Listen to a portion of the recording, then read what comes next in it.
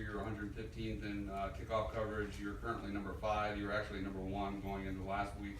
I know Coach Venables and Coach Hobby have worked a lot on that. But who are some of the guys, some of the players who have really contributed to that, other than you will getting better distance on his kickoffs? Yeah, same 2 coaches we had coaching it last year, Coach Hobby and Coach Venables. So really nothing different from a coaching standpoint, but I think our guys are taking a lot more pride in what I think they understand how a play can change a game, and especially after last year. So I think the pride that the guys have taken, the ownership that they've taken, we've worked really hard, and then we've got some guys that got some good experience last year that are mixed in with a couple really talented young guys like Skowski, who has made a huge difference for us. Get a guy like Muse to blend it in with the Vans and the Jadars and the Dorian O'Daniels and J.D. Davis. J.D.'s doing a phenomenal job. We just got a good mixture. Chad Smith has emerged in there. Ben was the kind of the leader of the group, and then when he got his ankle rolled, Chad really has earned our confidence there and has done a great job in that spot. So it's a group that's taken a lot of pride in what they're doing, and so hopefully that will continue. How has Tavian Feaster handled going from a star in high school to limited opportunities as a freshman? He's great. I mean, we don't have a guy with a better attitude on the team than Feaster. He's just come in and worked. He's kept his mouth shut. He's grinded. Really proud of him. He's a very low maintenance player. Doesn't demand a lot of attention or anything like that. He just shows up. You don't ever hear him. He just works, and I love that. He's got great respect for the veterans and the areas that he needs to improve. But he has really made great progress since our camp, and got a bright future. Ben spoke yesterday. You seemed pretty bothered at any notion that he's a dirty player. Have you had to handle his emotions when he hears that, or has to deal with situations that you haven't had? No, not at all. He's a great football player. A great player. Ain't nothing dirty about Ben Boulware, except that beard he's got. That's pretty nasty. As far as the new era of targeting calls and how they're teaching tackling, is that difficult for really any of these guys who might have been taught differently when they were? Well, I think it's a good rule because there's some of those things that just shouldn't be in the game. I mean, and I think most of the time they get it right. There was a couple. I was watching the game the other night. There was one that was just obvious. There was another one that I thought was good, and then there was one that I thought was the worst call I've ever seen. I don't know how you would even coach the guy to do it any better than what he did. It's not. I don't really have a problem with the flag. I think it's just like the one with Ben up there. I'm like, what did y'all even see? He hit him with his hands. He hit him in the shoulder. It was just a violent hit. It's a violent game. This is a violent game of explosive power, and but I think they're going to err on the side of caution and throw the flag, which is fine. But we got to get it right with the replay. And I've seen a couple of the replay that I don't understand. But for the most part, I think they've gotten it right across the country, and I think it's a good rule because again, there's some of those hits that it just shouldn't be a part of the game. It's just that simple. So. Dabo and Tavian, how close is he to maybe getting a few more opportunities? He's battling every day. You just got to be ready. You never know. You never know when your number's going to get called. Like I said, he's got a pretty good player in front of him.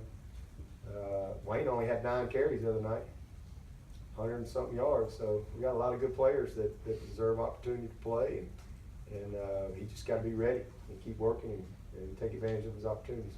Coach Scott talked yesterday about challenging this team to define itself and not lingering in the pass ball with last year. What have you seen from this team as you're halfway through the season in terms of defining themselves? Yeah, they're not. This team they're not focused on last year. they're focused on, I mean, they've learned from last year, but they're focused on, and I think they're applying lessons from last year, which is what you try to do as a person. You try to get better each and every year.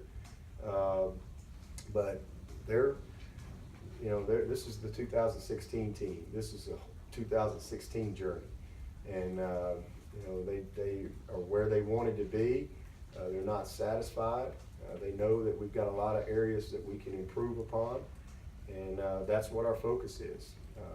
I love this team. I mean, they're easy to coach, and they have been from day one. I mean, from day one, when we got back and started over back in January. I mean, they have been locked in a very competitive group. And I think right now our team's we're starting to develop some guys in a little bit more depth. Guys are starting to get a little more confidence, which bodes well for us the second half of the season. But they're just dialed in, they know this team, I think, has a great understanding of what it takes. And the leadership has been tremendous. And I think that they truly have bought into what we got to do on a daily basis. I mean, we just got to have a great day today and just try to find a way to win this game. And that's the approach that they've taken, and that's why we've been consistent. Dabo Swinney, 6 games in, what's the appraisal of his season so far? Played awful at Boston. Worst game he's played probably ever, maybe even since Pee Wee. Very disappointed in how he played up there, but he's a heck of a football player. We don't have a more talented guy than Fruit, and we don't have a more committed guy or a guy that cares more. So he'll respond. He'll probably play his best game this week, but he did not play well up there. Did a poor job with his technique, and overset, got beat inside, and then slow to set, got beat over the top. So he had a couple of 3 or 4 bad plays that he did a lot of good things too. He's physical in the run game. He's everything you want. I mean, he really is.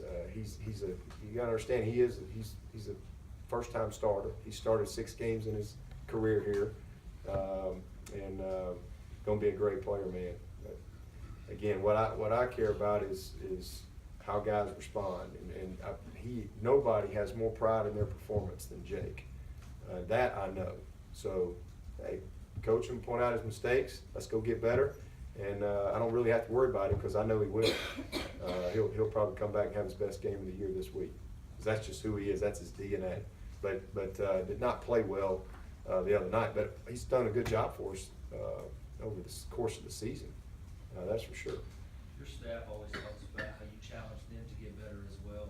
What are some areas that they've learned from last year to this year? Lots of areas. I mean, that's what we do in the off season. We study ourselves. We study all of our quality control, what went good, what went bad, what were the disasters, and then we try to get better from there. I mean, whether it's individually, maybe how we're coaching things, teaching things, drills, techniques, those type of stuff that we apply to our practices. Sometimes it's just certain guys going and studying with somebody else to get better, sharpen up a little bit. So all those guys, and me too, we're all the same. I mean, we're all just trying to improve each and every year. But specifically, you'd have to ask them that. But I love our staff, and because that's the mentality that we have. We don't just say, well, it worked last year, let's do it this year. That's not the mentality that we have. Some things, that's good, but we always question it. All right, well, this is what we do. Is it still the right way, the best way, or do we need to change? And we've got a staff that's not afraid to change when we need to, but we're very committed and believe in what we do.